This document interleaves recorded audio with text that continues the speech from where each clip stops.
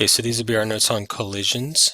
We've been talking about so far in this unit the main idea of momentum, and the letter they use to denote momentum is the letter P. And if you remember, momentum is mass times velocity. So how much momentum something has depends directly on how much mass it has and how fast it's moving.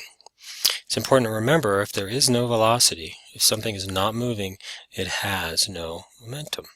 But also remember as well that there's other ways we can understand momentum. There's other factors at play here besides mass and velocity. There's also the idea of force. And force has to do with a change in momentum, change in P, and that was the impulse momentum theorem. So impulse I M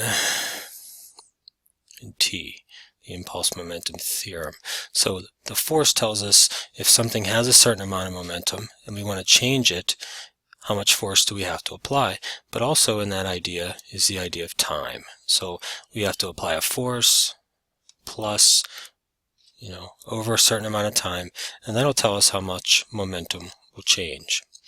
And also the idea, one more idea we talked about, was the conservation of momentum. So conservation, we'll just say conserve, and the momentum, or the amount of momentum something has, no matter what it is, you, a car, a planet, it's conserved. And if it happens to lose some momentum, slow down, or whatever, that momentum is transferred somewhere else.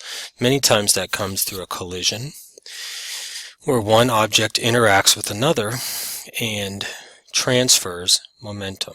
So really, when we're looking at collisions, let me erase this stuff here, we're really talking about transfers and how momentum is exchanged. See if I can write this. Transfer, exchanged. So you have two objects like two hockey players, one skating one direction, another skating another, and then they interact on the ice, and when they both hit, which direction are they moving and how fast is each one of them now moving? We can look at collisions though and really define them in two ways. One is called a perfectly inelastic, and the other one is called elastic. Now, a perfectly inelastic collision is where two objects collide. They have some kind of interaction with each other, and then they change shape, and then they move together as one mass. This changing of shape is some of the this takes some of the energy, okay, to do that. So that could help explain why they're slowing down perhaps a little bit, and so on. Examples of this is a hockey player, two cars, one car is sitting at a stoplight, the other one's coming behind it, and one knocks into the other and then pushes it through the stoplight. So you have this one car sitting at the stoplight, has no momentum and has mass, so zero momentum, and then the one coming behind it has really all the momentum. It hits the one in front of it, and then they both start moving as one, and then you can now determine how much momentum each has if you wanted to. The thing to remember in this one as well before we look at the equation, kinetic energy is not conserved. So we have sound, but we also have this change of shape. So some of the energy is used to change the shape of the object. So after a collision between two cars, you notice some of them are, a lot of times they have bad damage, like the fenders are bent in or whatever it may be. Parts are bent on it. That's because some of the energy has been transferred to that. But also sound, if you've ever heard an accident, or even in a hockey rink, two guys knock into each other, or two hockey players knock into each other, a lot of times there's sound in that, and energy is lost there. Okay, so and you can calculate that. One of the equations we use, and you're going to want to add these to your equation book, is the change in kinetic energy. So you're going to have a certain amount of kinetic energy final, and you compare it to what did you start with. So you would take each object, its velocity, compare it to each object's velocity before and then after, and that will tell you how much it changed. Okay, so in the end you can calculate the loss of energy. So how much energy was lost during that accident as the objects were all bent up, and the sound and other things as well.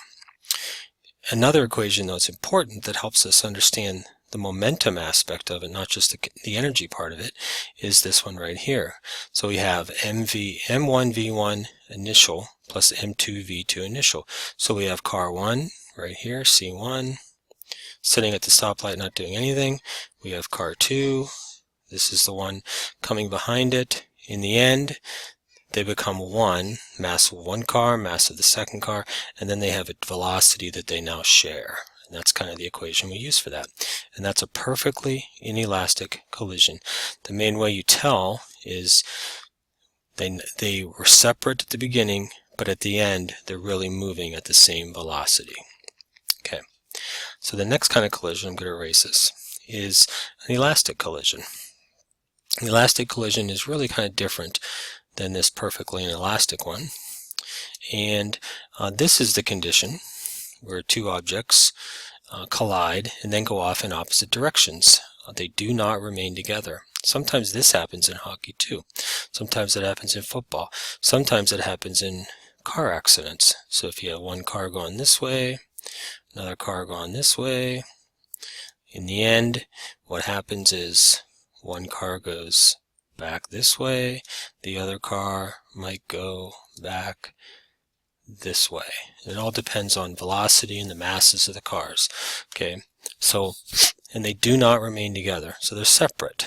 But the thing we know is that they're conserved. So we know how much energy or momentum this had, momentum 1, and we know this is momentum 2. Just make it orange. Momentum 2. We started off with a certain amount of momentum.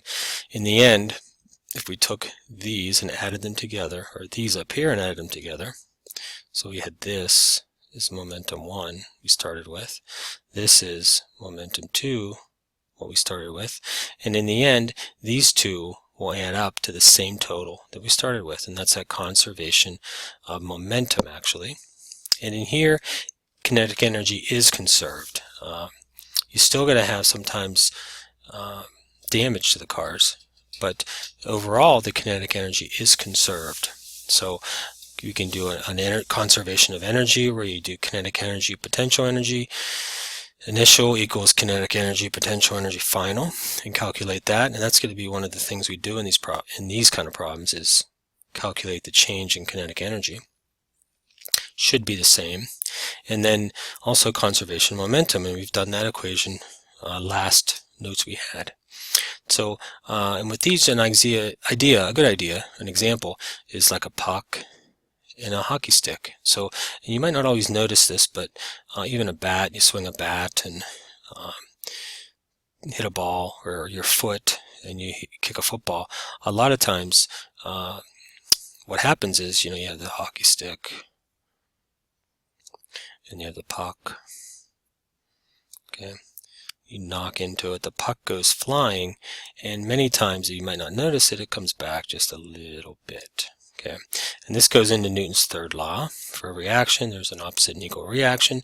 So whatever force you're applying to this hockey puck, the hockey puck at the same time is applying the force back on the stick, and that causes that little forward or backward motion of the stick. Okay, and even a football, somebody kicks a football, we'll put a foot there, they're kicking the football. It's a weird looking football. And the leg's going to go back just a little bit. The football is going to go much further. Okay, it's much smaller. Okay, but those are the kind of things that the kind of interactions that we can look at. And that's kind of the two types of collisions, perfectly inelastic and elastic. And make sure you add these, annotate these notes, show them to me when you can. If you want to try some of the problems from the book, you may. This would be practice E and F. And if not, you're welcome to wait. We'll do some in class. I'll also probably do a few of these problems and post them as well so you can see some of these problems done. Don't forget we have a test on Monday. Hope you're studying for that, and see you guys in class.